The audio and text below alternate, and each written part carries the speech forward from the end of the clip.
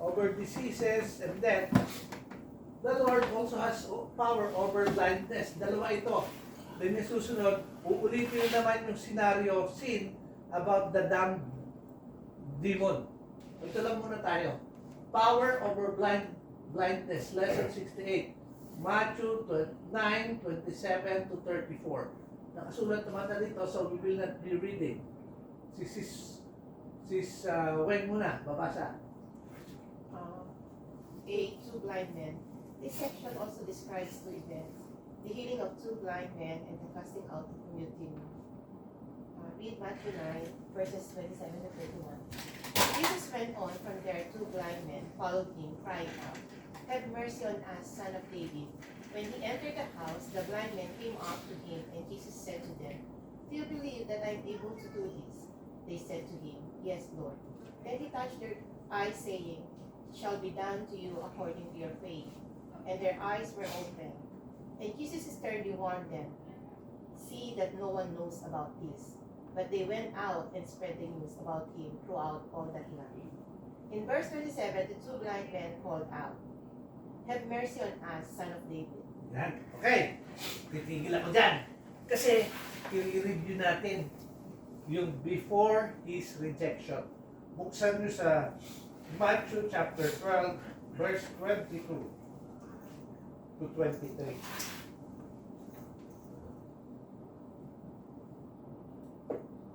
At then 24.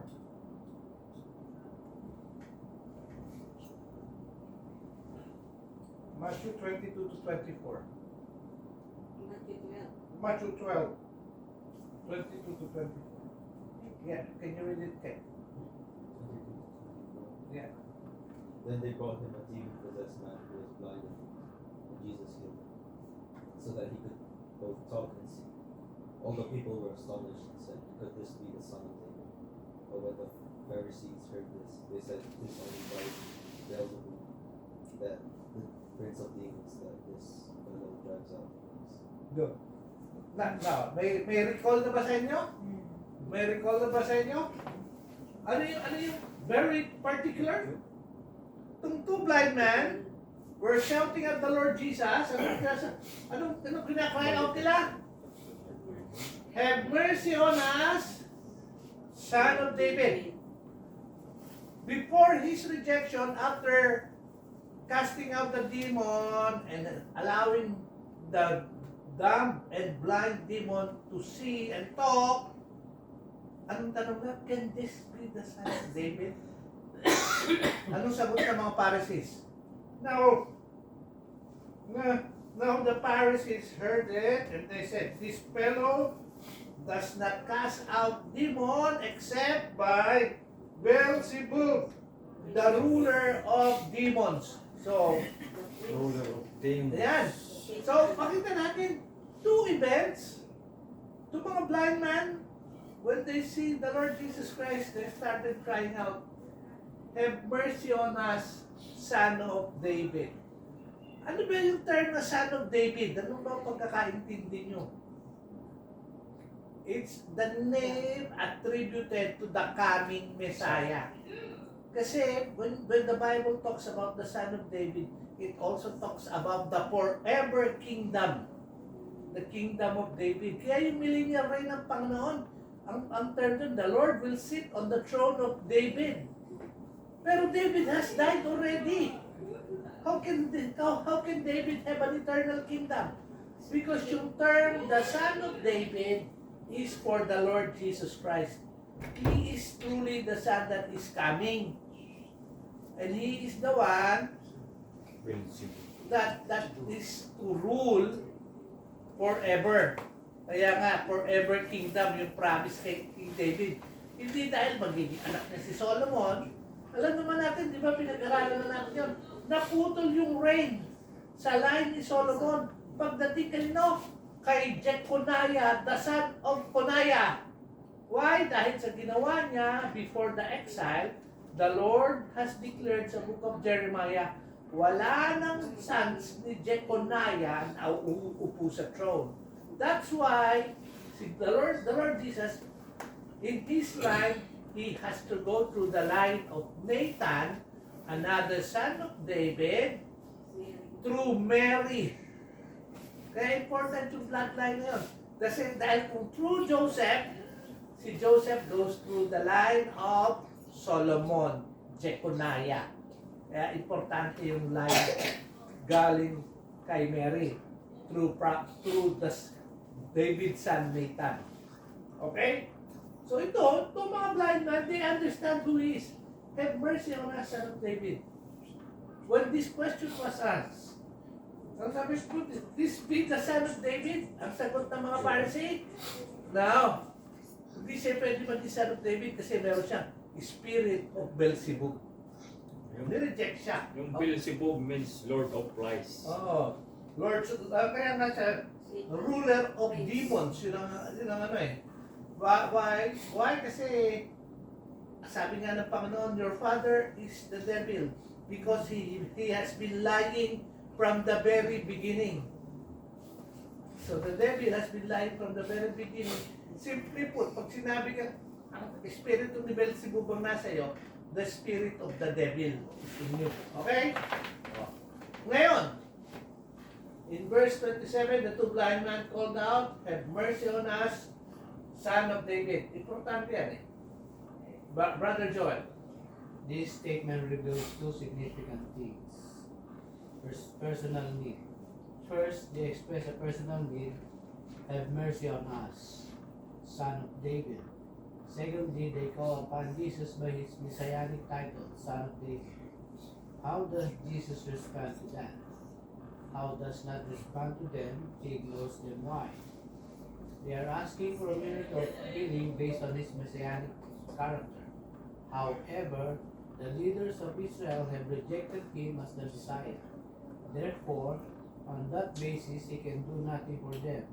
Therefore, he ignores them and enters the house. The policy of privacy.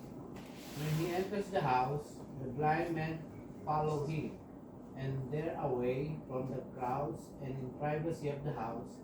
Jesus questions them and heals them. Therefore, the miracle will be private one. Yan, basahin natin pabalik. Ano ha? Para makita natin. Ito yung verse.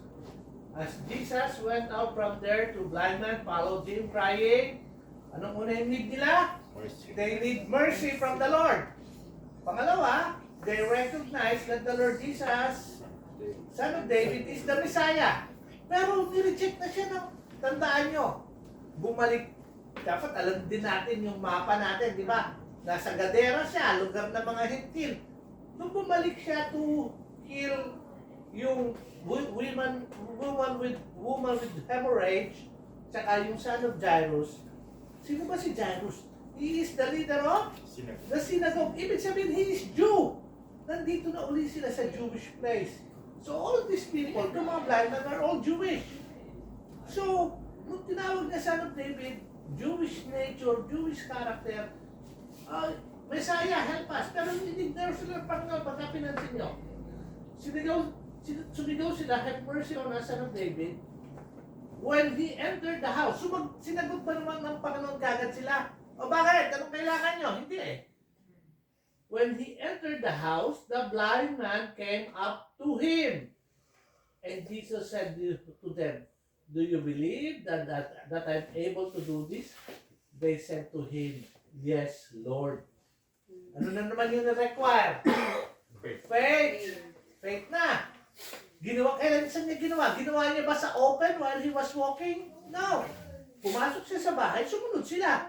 So private na yung event. Kasi nga, nireject na siyang Messiah eh. So this time, this is a private exercise for persons who are showing faith to the Lord Jesus Christ. Sabi nyo, do you believe? Faith, ang requirement. They said to him, yes, Lord. Then he touched their eyes, saying, it shall, pansin nyo, it shall be done to you according to what? According to your faith. Dahil nanampalataya sila. And their eyes were open. Tapos nag-warning ang Panginoon. Jesus sternly warned them. See that no one knows about this. Kaya nga nandito tayo sa loob ng room ng bahay Pero nung ginawa nila, verse 31, but they went out and spread the news about him throughout the land. Kasi hindi mo naman mapipigilan dahil Yes. ikaw na yung bulag. Makakita ka. Sino pagaling sa'yo? O di, talagang you will broadcast. Oh. So, kaya nga private yung miracle, oh. Private one. Okay. Si Mark. The policy of faith. Their personal need is obvious, but the next question is, do they have faith? To find out, he asked them in verse 28, do you believe that I am able to do this? Remember, there's no record of him asking this kind of question before lesson 61. But now he raises this question about faith. When they say yes, then he heals them. And in healing them, he emphasized the importance of faith by telling them, it shall be done to you according to your faith. The policy of silence. Next, notice the new policy of silence here in verse 30. Jesus sternly warned them, see that no one knows about this. However, they went ahead and spread the news anyway, in despite of him telling them not to. Okay? Yan. Ate Bel, ito naman. Another damn demon. Now another mute demon-possessed man is brought to him, and he cast out the demon. Read about it in Matthew 9, verses 32 to 34. As they were going out, a mute demon-possessed man was brought to him. After the demon was cast out, the mute man spoke, and the crowds were amazed, and were saying, nothing like this has ever been seen in Israel. But the Pharisees were saying, he cast out the demons by the ruler of the demons. Kaya nga binabasa ko na sa inyo. Chapter 12, ganon. Chapter 9, ganon pa rin. Wala naman silang ibang allegation against the Lord Jesus Christ. Pero they know that yung mga miracles na ginagawa niya has never been performed before sa buong lifetime nila. And all those healings were signs that He is the Messiah. Kaya yung mga tao, they were asking, is He the Son of David? Is He the Messiah? Are you the one that we're waiting for? Lahat na yun pertains to His Messiahship. And yet, ang leadership, what do they always say? He cast out demons by the ruler of demons. Okay? Basa ma. Matthew begins, as they were going out, a mute demon-possessed man was brought to him. Where is Jesus when the demon-possessed man was brought to him? As the healed blind man went out of the house, Jesus remained inside, and the demon-possessed man was brought to him there. Therefore, the healing was performed in private. However, when the man went out again and was able to speak, the crowds could see and hear what had happened, and they were amazed. I guess that it is hard to heal such a man, even in private, without the fact becoming public knowledge. So, di ba? Maski nga yung blind. Pag pumasok ang bulag at lumabas ka nakakakita, hindi mo na may tatago yun. Saka ito rin, itong damn demon. Kasi hindi nga pwede magpagaling ang mga Pariseo ng damn demon. Bakit? Kasi kailangan nilang tanungin kung anong pangalan nila, yun yung rule nila eh. Eh dahil damn, pipibingi eh, hindi makasagot. So it's only the Lord Jesus Christ ang kaya magpagaling. Okay? Oh. Ayan, sige ikaw. However, he is following his policy. He healed the man in private in response to his personal need and not in public as demonstration of his real messiahship. The crowds are not following their leaders. Here, Matthew focuses on the two different responses to this miracle. He draws a contrast between the response of the crowds and the response of the Pharisees. How did the crowds respond? They were amazed and were saying, nothing like this has ever been seen in Israel. What was it that had never been seen in the history of Israel? Casting out demons was nothing new in Israel. However, Jesus was the first person in Jewish history to cast out a demon that was muteness. Yung pipi, nagpipingi ka. Siya lang yung nakapagawa nun. Kaya ngayong mga Jew, ang sabi nila, nothing like this has ever been seen in Israel. They should have known na ito na yung Messiah na hinihintay natin. So magkaiba yung leaders, iba yung tao. But eventually, pag-aaral natin, itong mga taong to would then suddenly side with the mob sa crucifixion ng Panginoon. Why? Because they have already rejected their Messiah. Okay? Si Sislani. However, the explanation of the Pharisees remains the same. They were saying he cast out the demons by the ruler of the demons. Notice that the people are not following the leaders and rejecting Jesus. We will eventually see this change. Ah. So, yung papasukin na natin ngayon, yung pinaka, ito na, mga sunod-sunod ng sessions about the Lord being rejected even in His own hometown, Nazareth.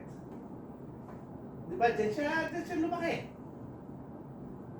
Tandaan nyo, there was a time when the Lord Jesus read from Isaiah 58, and He said, "This prophecy has been fulfilled to your hearing today." And then He closed the book of Isaiah, then He started to change. Anong decision nila sa Jerusalem, sa Nazareth? Gusto nila siyang itulak sa bangin. Kaya lang dahil hindi pa niya time, dumaan lang siya sa mga tao. Dahil nung pagkabasa niya, ang binasa niya is the fulfillment of the coming of the Messiah sa Nazareth yun.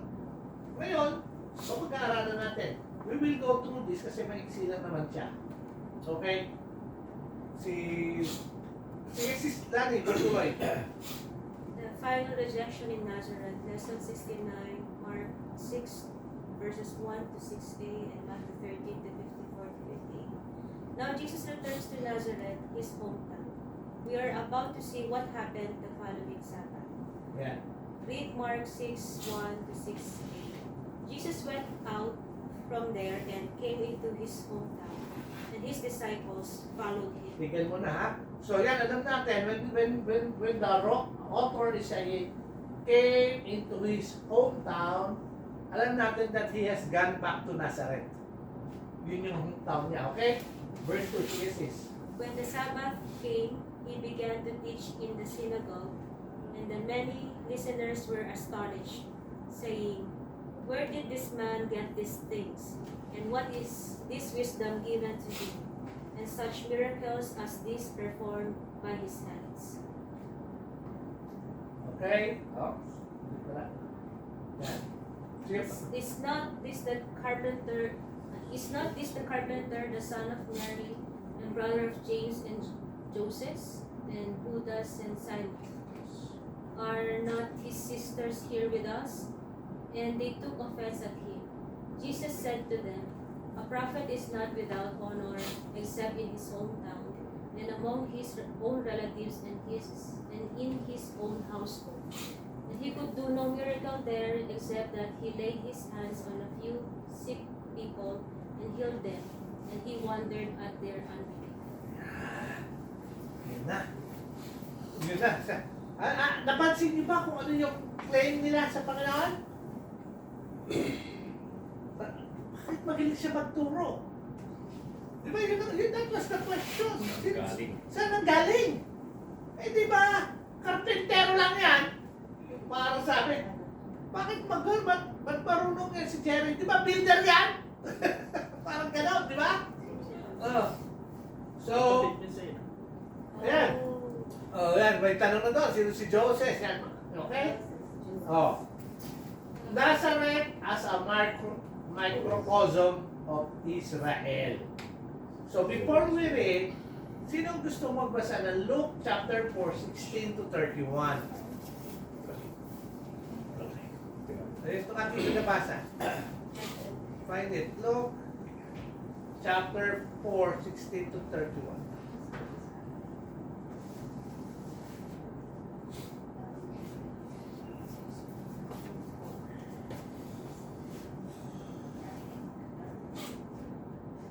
Ito yung account na sinasabi ko sa inyo. Sige, read it. 16. He went to Nazareth, where he had been brought up in all that. And on the Sabbath day he went into the synagogue, as was his custom. He stood up to read, and the scroll of the prophet Isaiah was open. Unrolling it, he found the place. He found the place where it was written, "The Spirit of the Lord is on me, because He had anointed me to proclaim the good news to the poor. He has sent me to proclaim freedom for the prisoners and recovery of sight for the blind, to set the oppressed free, to proclaim the year of the Lord's favor." Then he rolled up the scroll, gave it back to the attendant, and sat down. The eyes of everyone in the synagogue were fastened on him. He began by saying to them, "Today, the scripture is fulfilled in your hearing." All spoke well of him and were amazed at the gracious words that came from his lips. "Isn't this Joseph's son?" they asked. Jesus said to them, "Surely you will quote this proverb to me: 'Physician, heal yourself,' and you will tell me, 'Do here in your hometown, and do here in your hometown what we have heard that you did in Capernaum.' Truly I tell you," continued, "no prophet is accepted in his hometown. I assure you that there were many widows in Israel in Elijah's time. When the sky was shut for 3.5 years, there was severe famine throughout the land. Yet Elijah was not sent to any of them, but to a widow in Zarephath, in the region of Sidon. And there were many in Israel with leprosy in the time of Elisha the prophet. Yet not one of them was cleansed, only Naaman the Syrian." All the people in the synagogue were furious when they heard this. They got up, drove him out of the town, and took him to the brow of the hill on which the town was built, in order to throw him off the cliff. But he walked right through the crowd and went on his way. So, yan yung event. Previously, nung nagsalita siya sa kanila, pare-parehas pa rin naman yun. Ano? Isn't he the son of Joseph? Sino ba si Joseph? Yung father niya, the carpenter. And why is he saying that the fulfillment of the promise is here now? They were looking at him, he was teaching so well. And yet they did not believe him. Why? Para natin tatandaan when John wrote John chapter 1 verses 10 to 11. He was in this world, and yet the world did not believe in him. Then he came into his own, and his own did not receive him. Itong kamag-anakan niya mismo to, they are from his own hometown. Kaya nga, even his brothers did not believe the Lord Jesus Christ. So when we say Nazareth as a microcosm of Israel, yung Nazareth is just a small picture. Nire-represent nito the whole nation of Israel. So, you want to see how the whole Israel would react to the Lord Jesus Christ? Look at Nazareth. Pamilya niya, diyan siya lumaki, kilala siya, and yet they rejected him. Ito ang picture. Create niya ang mundo, sa pamagitan niya, nilikha ang lahat ng bagay, at lahat ng bagay ay para sa kanya, and yet it rejected the Lord Jesus Christ. Yun yung picture nito. Sige, ikaw ba, Brother Jun, nagbabasa? Ikaw. Nazareth. Nazareth as a microcosm of Israel. Look for Bilasan natin yan. when Jesus proclaimed that he was the fulfillment of Isaiah 58:6. The people of Nazareth sought to cast Jesus off the cliff. This was their initial rejection of him as Messiah. In this section, we see the final rejection in Nazareth. As stated, lesson 39, Nazareth was the microcosm of the nation of Israel, in that what happened locally in Nazareth ultimately happened national in Israel. In Israel. Okay. We had the initial rejection of the messiahship of Jesus by the nation, lesson 61. When we get to lesson 122, we will see the final rejection by the nation. John chapter 11, 45 to 54. Pero hindi pa man natin ba problemahin yan. Okay. Jesus' family. In this passage, we learn that Jesus and his foster father were carpenters, so he followed his foster father's profession. We also learn that the name of Jesus' four half brothers were James, Joseph, Judas, and Simon. Joseph is Joseph. And that he had at least 2 half sisters who were resident in Nazareth. So Jesus had at least 6 half siblings. So Mary became rather productive after Yeshua was born, contrary to the teaching of some that Mary stayed as a virgin. Joseph, his foster father, is not mentioned at all in the period of Jesus' ministry. So we can deduce that he has died sometime before it began.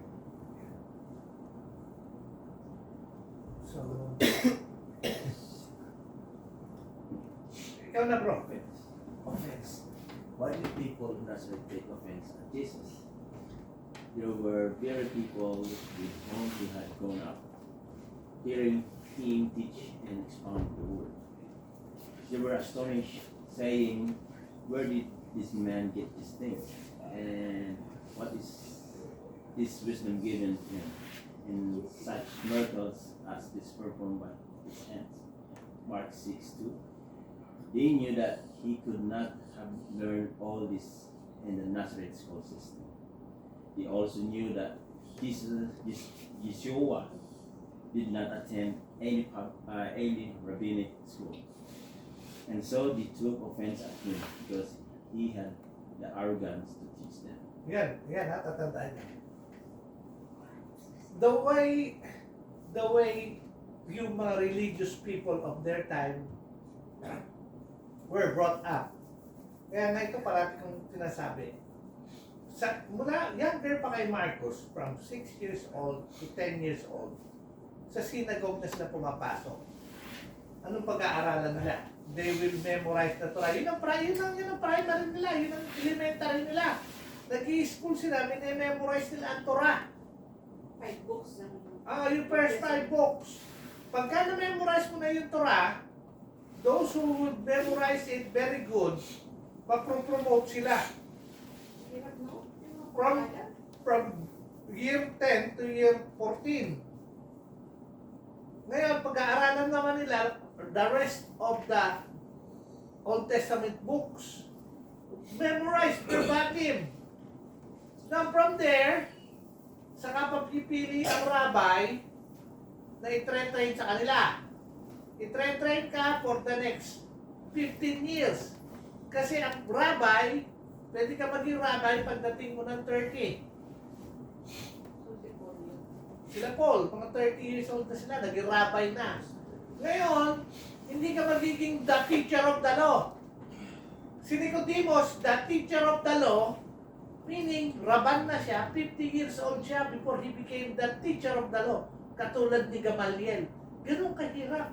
Tsaka yung pinipili, the best of the best. Pag hindi ka napili ng teacher, ng rabbi, hindi ka kabilang sa ano. And the Lord Jesus Christ, ang mga rabbis usually nasa Jerusalem. So when the Lord started calling His disciples, anong tawag siya? Teacher, where do you live? Kasi they see the Lord Jesus as their rabbi. Teacher, rabbi. Pero dito, pag nagtuturo siya, hindi naman siya naging under ng sino mga rabbi. So yung mga tao, paano siya magaling they were offended. Why? Kasi gusto nila yung sistema ng mga Pariseo tumatakbo. Nanggaling kasi ganito ni school, yung rabbi mo si ganito. Kaya nga di ba, maski si Paul, ano ba yung mga tinetake pride ni Paul? Galing siya kay Gamaliel. He's a Pharisee of Pharisee. Ibig sabihin, rabbi ako, I have gone through it. I'm one of the best. But I studied in the foot of Gamaliel. Siya yung the teacher of the law in his time. So, the Lord has nothing to show off. Except that the Lord Jesus Christ is the Messiah. So they took offense of him. Why? Because he was teaching them. Sis Lorena, unbelief. Unbelief. If in unbelief, we read Mark 6, verses 5 to 6. And he could do no miracle there except that he laid his hands on his little and wondered at their unbelief. Matthew 13, verse 58, and he did not do many miracles there because of their unbelief. So, yung mismo lugar niya, Nazareth, the Lord did not do many miracles. Why? Because of their lack of faith. Di ba? So, yan. Last two. Best way. Why was he unable to do many miracles there? Because of their unbelief. Therefore, because Jesus is now only doing miracles in response to faith, he heals only a few people. Moreover, he marvels at their lack of faith. Sige mo, you need healing, and yet you are not showing faith to the Lord Jesus Christ. What more? You are questioning Him. So, the Lord is marveling. Ano ba klase mga tao to? Mga walang pananampalataya. Sino to mga tao to? Mga kababayan niya. Relatives. Relatives, People that household. he grew up with. People who knows him personally. Kaya alam nila sino mga kapatid niya. May 4 na lalaki, posibleng 2 babae. Alam nila kung ano yung trabaho niya. Wala siya may tatago. And yet, when they see the miracles that he's doing, still they are rejecting him. The Lord Jesus Christ. Yung picture ng Nazareth is the picture of the whole nation of Israel. So next week, lesson 70 tayo, witness in view of rejection.